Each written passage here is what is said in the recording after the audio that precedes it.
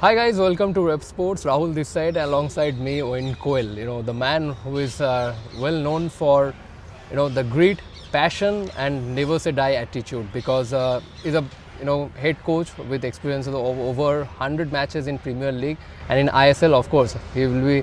Of course, we all know him for guiding Jamshedpur FC to the ISL Shield, their first ever ISL Shield. But before that, with Chennai FC was lingering at the bottom of the table. But from that, he guided the team till the final. So of course, I'm really waiting for a long time to meet him and talk with him. And finally, I got the opportunity. Thanks, coach, for giving us the time.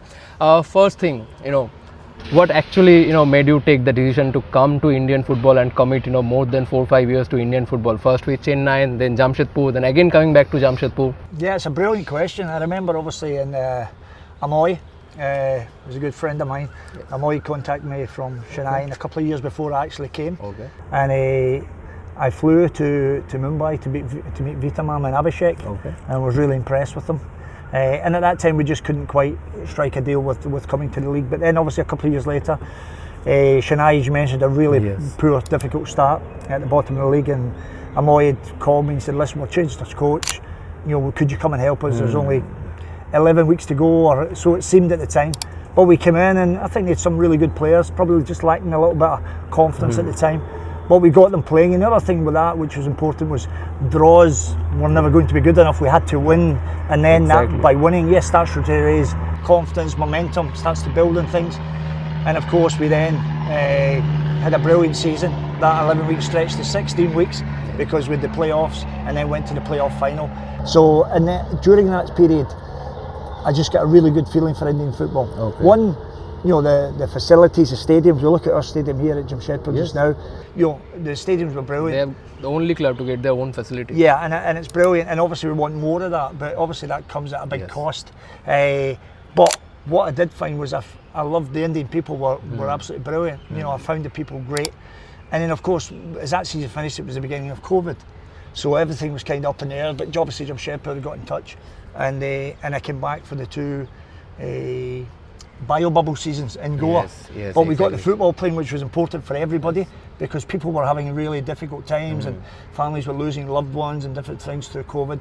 And I think the football gives, because everybody loves it, it gives them a lift and something to focus on. Actually, that year when Jamshedpur FC lifted the ISL Shield, I think you were in bio bubble, right? So yeah, how so difficult was that? Yeah, so that was the second season. I mean, the first season was like, the first season I think was easier to negotiate because it was new. Yes. And everybody didn't know what was going on in the world, but it was new, so everybody got on with it. But coming into the second season with a bio bubble, that was a challenge, because everybody knew what went the year before. They knew you could only leave the hotel and go to training and come back and then go to a match, but you couldn't go anywhere else, and you had to be within the same people every day and not staying away from family. Not correct, and not interact with anybody else. And that then stretched probably over 6 months. So, I mean, that was a real, not only the physical challenge, but I think it was a real mental challenge for everybody. But the fact that we did, and obviously, the season we had with Jamshedpur, I mean, we finished winning 10 of our last 11 games. We mentioned, you and I spoke earlier about momentum, how that can build and really give that confidence, and that's what we did. We built a very good team and won the Shield, Jamshedpur's first and only ever trophy. So it was a huge achievement for everybody. But then at the end of that, that takes its toll on anybody, those bio bubbles. So I'm back home and had a year and a half at Queen's Park, which was brilliant with this young team, and we did amazing. And again, that feeling of winning, which we love. I was a winner there again, which was great. And then on the back of that, then I had the opportunity to come back to India. And the people, I think that's the biggest thing. The people, and hopefully, as we all try and do as coaches, you like to think that you can add a little bit to young players, because I remember when I was a young player, and senior players and coaches helped me. So I think the satisfaction we can take from coaches is that you've helped a little bit. Ultimately, it's the player themselves. But if you can give a little bit of experience, notice one or two things that can help them, then to see that development within young players, it's an amazing thing. Exactly, over the past few years we have seen that trusting so many young players, say in Jamshedpur or Chennai FC. But since 2019 we have been in Indian Super League. How we have seen the league evolved over the past few years? What are the structural changes you have noticed in ISL so far? Yeah, so I think within the league, everybody will always have opinions, and there'll always be critics. They don't want to see anything good. Most of the time they face criticism. I get that, everybody's entitled to their opinion, but I always say that's fine, but please give balance to it. Be fair. And what you've got to say, since certainly my experience, I think the league has improved. I think players have improved, but you've got to remember every other country in the world is improving as well. So it's not just so. But what I have seen, I think I've seen more, probably the last couple of seasons, even more young players coming in. If I look at clubs that I think Bengaluru are doing well. I think Punjab have been excellent. I think so many young talents. Yeah, and Jamshedpur have always shown through the academy, through Tata, that we always want to promote young players. So I think there's been a lot of good development on that front. Now this season is a challenge because of what happened in terms of the season being postponed, then trying to get it up at short notice. So I think within that, for given the notice we've had, we've done a really good job of getting football playing again, and I truly believe that it will get better.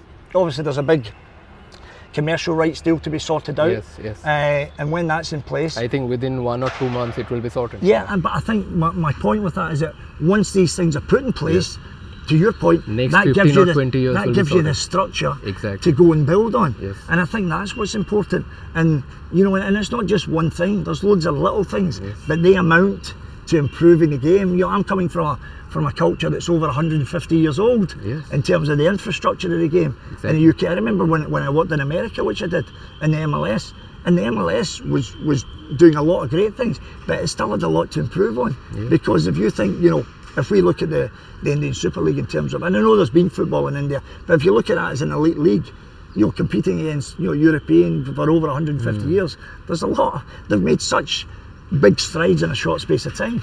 Are we where we should be yet? No, there's other things we need to get better at in India. We all accept that, but I think with a helping hand, because I do think as well, and I'm not wanting to be controversial, but I do think the government can play a part as well in promoting. And the other thing we need is big stakeholders to invest in grassroots level. Absolutely. Because 1.4 billion people in the country. So many. Small villages and towns scattered all over India. You're not telling me there isn't talent in those villages and towns. We're not getting replacement of Sunil. The problem is we're not going and unearthing it. We're not going and finding the talent. So those kids, male and female, that may be talented, and not just in football, I mean in every sport, we need to find the talent. To do that, we need to have grassroots programs at all sports. Not just, and listen, I totally understand why there's a huge investment in cricket, because we've been world champions and everything else. But it can't just be that one sport gets the majority, because there's other sports that India have excelled in before. Well, this is your global sport. And the thing about football, and I'm biased, so I'm telling everybody I'm biased, but football is the best game in the world. And everybody knows it, that's why it's played globally. I agree with you. Yeah, but I'm a cricket fan from my childhood days, but still I agree with you. I love cricket. Sandy, my assistant, he's cricket mad, and it's a fantastic game. But football, globally, is the best game in the world, and the very simple reason, because you don't need anything to play it. The poorest everywhere in the world can play football. All you have to do is find a couple of rags, make it the shape of a ball, and you play. You don't need equipment. And the other thing about football, which makes it the best game in the world, everybody in the world does everything with their hands. That's natural. Footballers have to run at excessive speeds and do things with their feet. Control the ball, curl one in the top corner, hit a volley. It's an amazing game, and that's why it's also the most difficult game, because the excessive speeds and what they have to do with their feet. And that's why it makes these footballers special. So I know I'm biased, but for sure it's the best game in the world, and we all want to do it better. And I know we have foreign players, we have foreign coaches, but when we come in, I feel an integral part of what we do. I feel when I come, I'm committed. I want to do everything I can to help not only my club, but help the development of the game. I mean, we've seen the national team the other night when they went to Hong Kong, and Ryan Williams scores. And Ryan now is eligible to play for India. Beautiful moment. After a long time, we got to witness such moment. But the other thing is, there is huge Indian diaspora all over the world at a high level. And so their government need to intervene. Well, all I would say is, and again, I'm not trying to be controversial by any means, I'm just trying to give my opinion, which I feel it is. Absolutely. That when you have that diaspora all over the world, and so for example, I can speak to this because my mum and dad are Irish. Okay? They left Ireland to go to Scotland, to get jobs, to earn money and send money back to Ireland to help their family. So I'm one of 9. I have 5 brothers and 3 sisters. My older brothers were professionals as well. When I was 20, I had the opportunity at under 21 level to play for Scotland or Ireland. They were actually playing against each other in a European qualifier. And I chose to play for Ireland. Not because I don't like Scotland, I love Scotland. I'm so proud to be born in Scotland, of course. But my parents are Irish and I was brought up in an Irish culture. So I felt Irish, although we're in Scotland, and I love everything to do with Scotland. So I'm very blessed that I felt allegiance to both countries. But my point is, if your mum and dad had went to England as Indians and raised a family in England, and you're born in Manchester, it doesn't make you any less Indian because you were born in Manchester to Indian parents. So my point is, there is huge Indian diaspora all over the world, because ultimately we all want that one day India is going to be back playing in a World Cup. How good would that be? And I know it's not today and tomorrow. Scotland is already in the World Cup, so what should be the blueprint for India? Well, what's the population of Scotland? Very less 6.5 compared to India. 6.5 million. Just imagine. 6.5 million. So we're talking about a country with 1.4 billion. And here's the other thing as well. When that... so that's a headline. Owen also want will also want to see India in the World Cup. I think, listen, having worked here in the country and knowing the passion that not only the club, but the fans, the passion that Indian fans have is amazing from club to club. And of course there'll be times that as coaches you'll get a bit of stick. That's part of the game. We don't, we accept that. That's part of the game. But it doesn't take away our love of the game and the passion. There'd be nothing better. Imagine India at the World Cup, the fans that would turn out, the passion, the colours they would bring and everything else. So my point is, we have to take steps. You can't go from there to there and it's completed. We've just got to, I always equate it to a ladder. Taking the steps up the ladder to do that. And I think if we could put those building blocks in place in years to come, whether it's Khalid or whoever it is, can have a team that's ready to, obviously you need to first fight out those Asian championships, but then be in a position to challenge. And if we look at the World Cup, because it's getting bigger every 4 years in terms of the amount of teams that qualify. Now they're small countries. So I don't really see why in time India can't be that World Cup, and how good would that be? Absolutely, and you also, had one such massive success with Burnley, guiding the team to the Premier League. So tell us about that. Well, you'll love that. So the thing about Burnley, we're talking about populations there, weren't we? So people don't know this.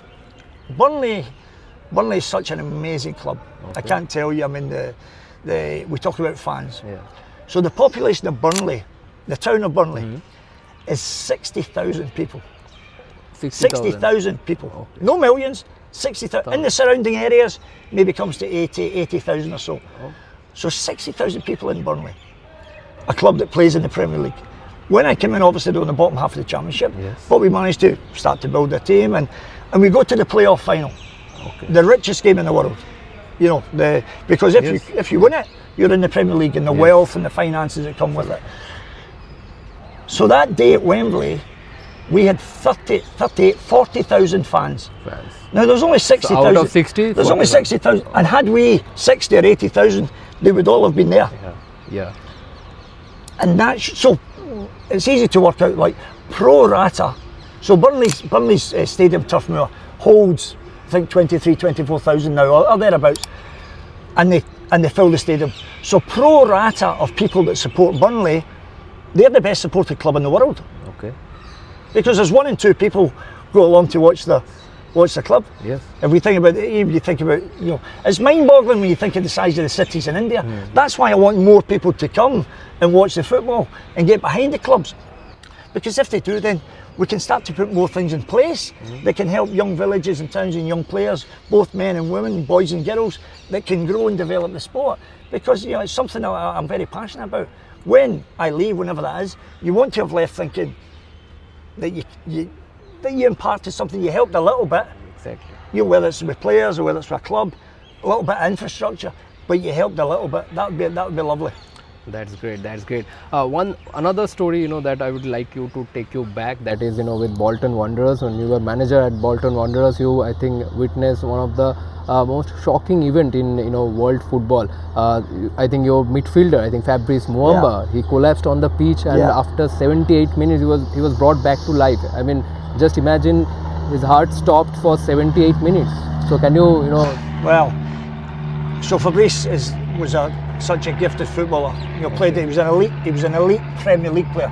If you think about the elite midfielders Fabrice played in the midfield that season with the boy Stuart Holden, the USA international, and Fabrice and Stuart Holden stood toe to toe with your Lampards and your Gerrards, and these were just two outstanding players. So much so that for 3/4 of that season we had Bolton in the top 6, which should never ever happen. But we had them in the top 6 because a big part of Fabrice and Stuart Holden, because of their midfield dynamism and how they complemented each other.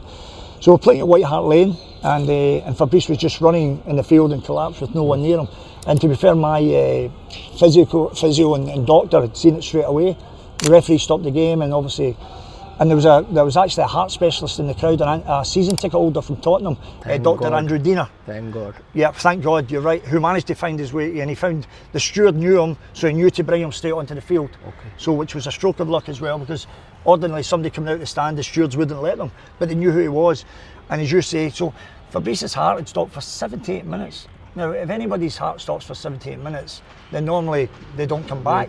Or if they do, there is huge damage because your brain's been starved of oxygen for 78 minutes. The other thing is, when that happens, ordinarily, if that happens to a member of the public, they shock you 2 or 3 times, 2 or 3 times maximum, and then they have to give up because there's no way you're coming back. I think because Fabrice was such a fit athlete, they knew they could keep going. So Fabrice was shocked 15 times, not 2 or 3, 15 times. Okay. That shock. To try to bring his heart back to action. Ultimately it didn't, and then what they did is they decided that they were going to freeze him. So ultimately it was machines that was going to keep him alive. So they froze his body for 24 hours. And I remember being in the meeting with his wife, his father, and the best specialist in the world. So then we start to bring him back to body temperature 24 hours later. We're convinced that his major organs are going to work, but we don't know how much damage there will be because his heart had stopped for 78 minutes, no oxygen to the brain. And then that day, they started bit by bit. And I mean, for me, there's no other way to say it. I mean, it's a modern day miracle. Very few would survive. It's a modern day miracle. Yes, yeah. exactly. I mean, Exactly. I'm saying that today. Today, as we sit on Good Friday, obviously, I'm Catholic. Said. Yeah, but it was the only thing they didn't allow Fabrice to do was to go out and play football, which Fabrice was obviously a huge blow because he loved his football, but he knew as well that his family still had a father. He was still there. His wife still had a husband, and everything else. But it was incredible. And as that was going that day, this was his best specialist in the world. I remember them coming in and saying to his wife and his father, I was in the meeting, and say, we actually don't know what's going on, but we'll take everything that's happening. And by the end of that night, Fabrice could he could chat, he was eloquent, he was always a clever lad anyway. He was always very articulate, he was a clever lad. And as I say, as we moved on, the only thing he wasn't allowed to was resume his career, which is obviously a blow because he was a talented player. He would have been an England international and everything else that goes with it, or obviously his family background as well. So he would have been an international player for sure at the highest level. And but yeah, it was an incredible experience because obviously his teammates were with him on the field, and then it was trying to find a way that you had to start playing games again. We had a couple of games postponed because obviously the trauma that entails for everyone. And what really happened was, I think within about 3 weeks, when Fabrice had been released from the hospital, he was actually able to come to a game, and the fans got to see him, the players got to see him, and that gave everybody a lift that they could see physically he was in a good place. What a moment, and what a shocking moment. I think it would have been really difficult for you to witness such moment. My last few questions, and coming back to Indian football, as you mentioned earlier, that there are a few teams in this ISL who rely a lot on their academy talent, on their young talent, and there are also a few clubs who splash their money, huge money in the transfer window. And one such club is obviously Mohun Bagan Super Giants. Mohun Bagan, East Bengal, they don't rely much on their academy talent, but they splash huge money in the transfer window, and you will be facing Mohun Bagan tomorrow. So when you face clubs like Mohun Bagan or some formidable clubs like Bengaluru, what's your mindset? How you manage to bring the best from your players, all those things? Yeah, well, my mindset first is that whoever our opponent is, that we have to make sure we're the best version of ourselves first. So I've got nothing but the utmost respect. As you say, we play Mohun Bagan tomorrow, an outstanding team. And I don't think it's that I don't think it's that these big clubs don't invest in young players. I think they have Moore McGann, East Bengal. I think they have ready-made talent. But they are so star-studded. Yeah, I think there's a huge pressure, probably from the fan base, that they have to win. They have to be seen to winning. Exactly. So, as you mentioned, both clubs invest heavily financially. They buy ready-made players. That's never been my way. I love getting young players, developing them, growing them in, and showing that they can stand toe-to-toe with these players. And in truth, I've probably benefited a bit as well from, if I think back to I was able to entice Boris from ATK at the time, to Boris Singh, to come and play for me. Komal. And this is a travesty about football.